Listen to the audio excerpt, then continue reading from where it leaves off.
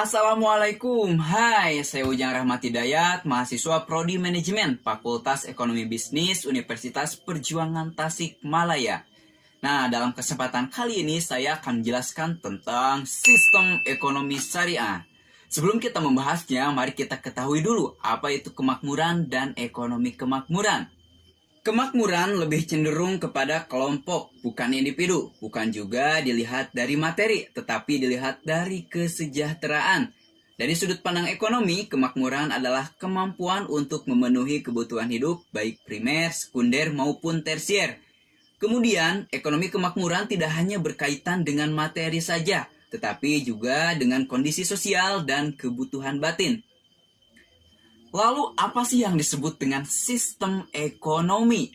Sistem ekonomi merupakan suatu aturan main yang dilakukan untuk mengelola kegiatan perekonomian.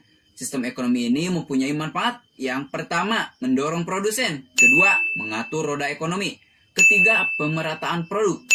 Di dunia ini terdapat 3 sistem ekonomi besar. Yang pertama, sistem ekonomi liberal. Sistem ekonomi ini juga disebut sebagai sistem ekonomi kapitalis atau sistem ekonomi pasar bebas atau juga sistem ekonomi laissez-faire. Secara sederhananya, ekonomi liberal menjunjung tinggi hak kepemilikan pribadi sebebas-bebasnya.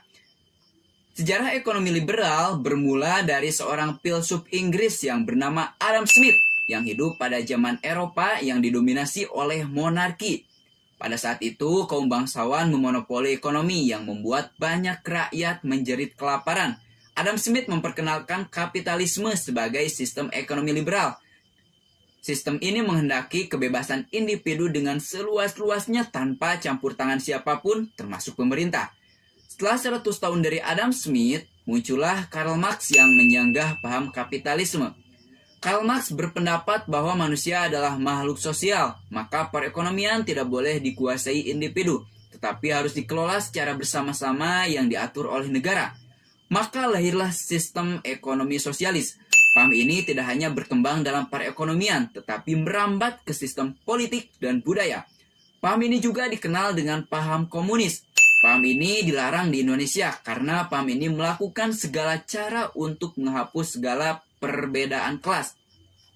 Bahkan paham ini mengatakan agama adalah candu yang merusak manusia.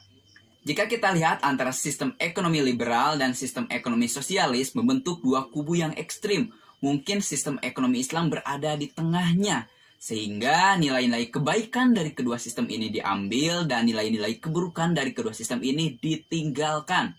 Sistem ekonomi Islam atau sistem ekonomi syariah adalah ekonomi yang berdasarkan pada ketuhanan atau diilhami oleh nilai-nilai Islam. Sistem ekonomi Islam ini mempunyai prinsip dasar sebagai berikut. Yang pertama, harta hanyalah titipan dari Allah Subhanahu wa taala.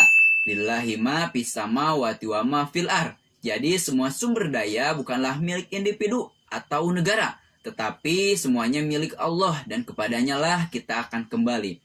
Kedua, individu boleh memperbesar modal untuk aktivitas bisnis tetapi harus bersifat real, maka tidak boleh bersifat spekulatif. Ketiga, tidak ada unsur riba karena jelas dalam Islam riba adalah haram. Wa ahallallahul bai'a wa harrama riba.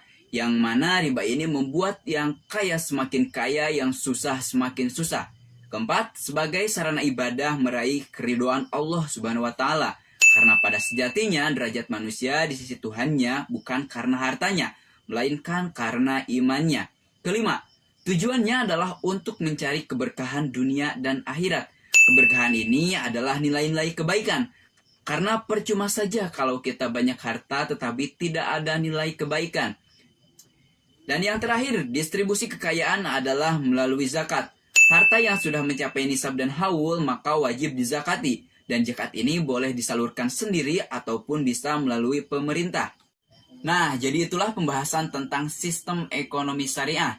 Sekian dari saya, mohon maaf. Wassalamualaikum warahmatullahi wabarakatuh.